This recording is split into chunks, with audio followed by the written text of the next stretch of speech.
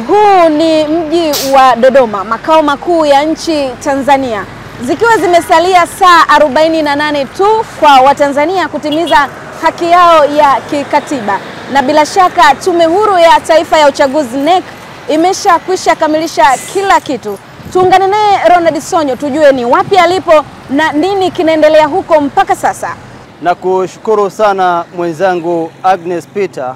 Nami nimetembelea mojawapo kati ya vituo vya kupiga kura hapa katika kata ya Kiindege hapa jijini Dodoma.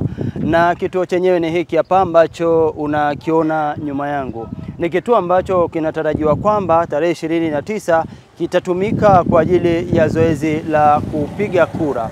Na jambo muhimu ambalo linasisitizwa na waratibu wa zoezi la uchaguzi, lakini pia wasimamizi wa uchaguzi, ni kwamba wapiga kura wana fursa ya kutembelea katika vituo vyao punde tu wanapofahamu kwamba hivyo ni vituo vyao kwa ajili ya kupigia kura.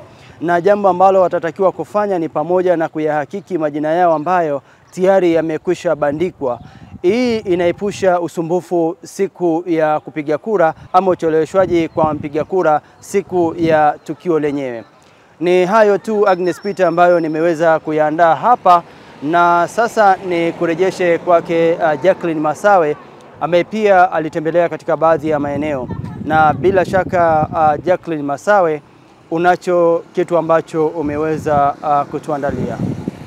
Shukrani sana Ronald Sonyo. Bila shaka tunafahamu kwamba siku ya kesho ndio tamati ya kampeni za uchaguzi. Kampeni zikiwa zinatamatishwa siku ya kesho, nimepata wasaa wa kufanya mazungumzo na wananchi. Wao wametoa maoni yao kuelekea siku ya uchaguzi.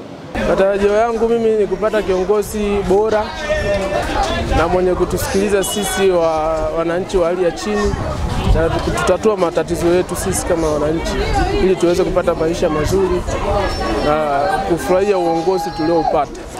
Kwa hofu hatuna, kwa sababu serikali yetu inatutizama kwa jicho la kwanza kuliko kitu chochote kile. Amani ndio kitu cha kwanza na hofu hatuna kabisa wananchi wote. Nategemea kwanza amani iwepo, kwa sababu amani ndio jambo la muhimu katika upambanaji wa maisha au kitaifa.